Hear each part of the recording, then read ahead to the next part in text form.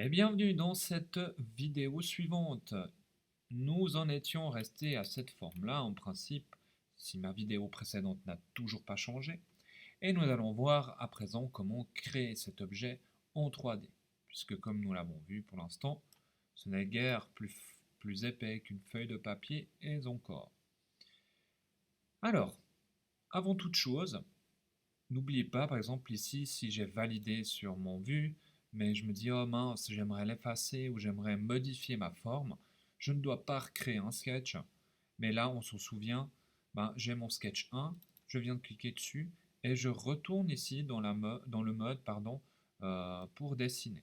Et là, je peux modifier mes choses, etc. Je peux également, ah, petit bug,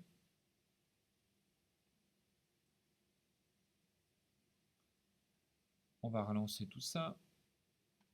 C'est le début de l'année, l'ordinateur a de la peine encore à se mettre en mode travail.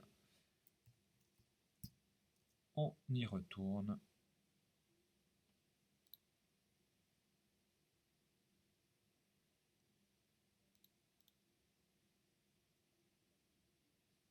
Et ben, j'en profite, vous avez vu, mon travail s'est fermé instantanément.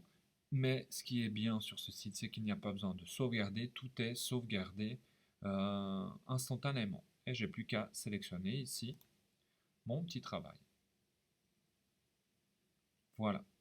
Donc nous en étions là. Et ce que je voulais dire, c'était que je pouvais aussi renommer mes sketchs. Alors imaginez que vous partez, je ne sais pas, sur une voiture, ben, vous pourriez avoir des sketchs qui s'appellent roue gauche, roue droite, roue gauche avant, etc.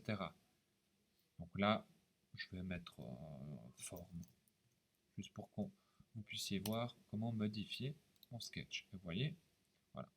J'ai donc mon sketch form ici noté. Et donc maintenant, je vais vouloir l'extruder. Pour l'instant, on va voir une des formes les plus simples, souvent utilisées, c'est donc extrude. Comment ça se passe? Je clique dessus. Je viens sélectionner la forme que je veux extruder. Donc, extruder, ça veut dire que je vais créer de la matière. Et vous avez ici une fenêtre qui s'est ouverte. Vous avez solide et surface. Alors, contrôlez que ce soit toujours solide sélectionné. Surface, ça va vous faire que des bords. Donc ici, je vais sélectionner solide. Vous avez new pour nouvelle matière. Pour l'instant, il n'y en a pas, donc ça sera ceci. Add, je pourrais ajouter de la matière à quelque chose de déjà créé. Remove, qui va nous permettre d'enlever de la matière. Imaginons que je veux créer un trou, percer un objet, ben, je vais utiliser le mode remove. Et puis intersect, ça va nous permettre de garder des choses qui sont donc l'intersection de deux objets. Quelque chose que j'utilise très peu. Ensuite ici vous avez différents modes. Pour l'instant je ne vais pas partir dans les spécificités de ce menu déroulant. Euh, petit, euh, petit conseil, si vous voyez que blind ne marche pas, tentez ce dernier mode qui veut dire à travers tous les objets. Mais pour l'instant je laisse ceci. Et puis depth, c'est la profondeur. C'est là qu'on va pouvoir noter par exemple que notre objet, on aimerait qu'il fasse une profondeur. Peut-être que si je vous dis épaisseur, ça vous parle plus. Ben, une épaisseur de 5 mm. Pour l'instant, je vais laisser 25. Je clique sur mon objet. Et paf, si je me mets sur le côté, vous voyez, ma forme a pris du volume. Vous avez une flèche ici. Sur cette flèche, je peux cliquer et je peux étirer. Vous voyez ici, les valeurs sont en train de changer. Je peux aller dans l'autre sens.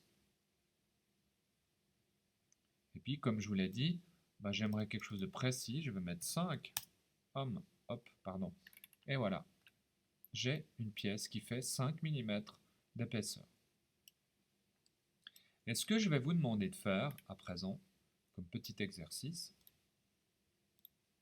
une fois que vous avez une forme, n'importe laquelle, vous allez prendre Sketch, et puis là, on aimerait donc créer, comme je l'ai dit avant, on aimerait un trou, on aimerait percer cet objet à l'aide d'un petit rond. Alors qu'est-ce qu'il va falloir faire? On se souvient qu'ici, quand je passe en sketch, il nous demande de sélectionner un plan. Maintenant, donc le plan, c'est sur lequel je veux dessiner. Et est-ce que je veux dessiner sur Front? Non, je veux dessiner à présent sur mon objet. Et vous voyez que si je viens avec ma souris sur mon objet, je mets légèrement sur le côté, eh ben, il me propose une face. Et je pourrais très bien dessiner ici, je pourrais très bien dessiner ici, ici, etc. sur toutes les faces qui sont créées de mon objet. Mais vous allez vous mettre en vue de face et vous allez cliquer sur la face ici, au-dessus donc de votre objet. Et lorsque je clique, ici vous voyez Face of Extrude 1, ça veut dire que c'est la face de l'objet numéro 1 extrudé. Extrude 1, c'est celui-là.